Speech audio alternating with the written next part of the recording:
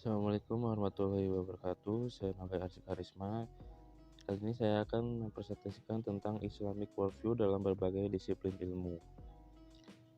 Nah, dalam kehidupan manusia sendiri, secara individu maupun kelompok akan memiliki worldview atau pandangan dunia, yang dimana setiap kepercayaan, bangsa, peradaban, bahkan setiap orang memiliki worldview masing-masing. Dengan mengambil worldview tertentu, tatanan kehidupan manusia mengalami perbedaan satu dengan yang lainnya.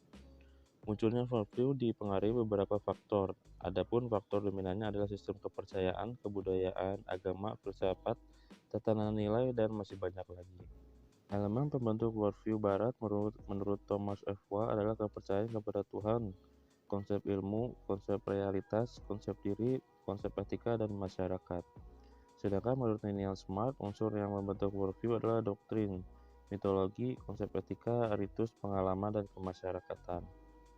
Setiap worldview memiliki elemen atau unsur yang membentuk, sehingga ia dapat secara kuat dijadikan sebagai pandangan hidup. Adapun unsur pembentuk worldview Islam menurut Syah Atif Al-Zain adalah konsep wahyu, konsep din daulah, kesatuan spiritual dan material.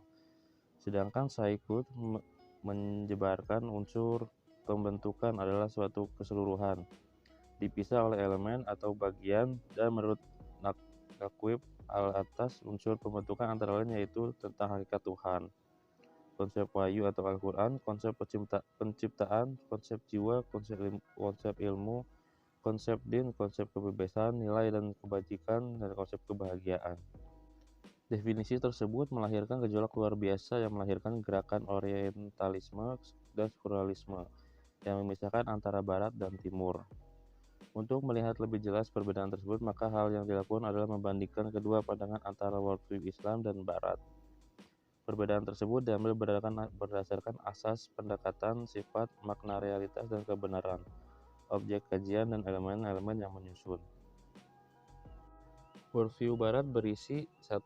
Asasnya menggunakan tumpuan berpikir yang sumbernya berdasarkan rasio manusia dan spekulasi filosofi. 2. Pendekatan yang diambil adalah dengan metode pendekatan dikotomi, di mana pendekatan ini membagi atas dua kelompok yang saling bertentangan.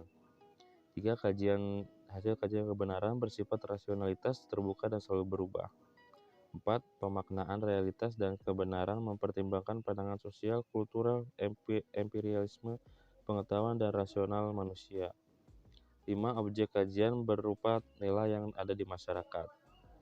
Berbeda dengan worldview Islam, di mana pertama asasnya menggunakan tumpuan berpikir manusia berdasarkan wahyu, hadis, akal, pengalaman, dan intuisi. 2. Pendekatan yang diambil adalah dengan pendekatan tauhidi. 3. Hasil kajian kebenarannya bersifat otentisitas dan finalitas. 4. Pemaknaan realitas dan kebenaran mempertimbangkan kajian metafisik yang berdasarkan wahyu. 5. Objek kajian berupa invisible, tak kelihatan, tak terlihat, dan visible, kelihatan sekali, terang, jelas, dan nyata. Dari keenam hal tersebut, maka worldview Islam dapat menempatkan agama sebagai asas seluruh elemen peradaban.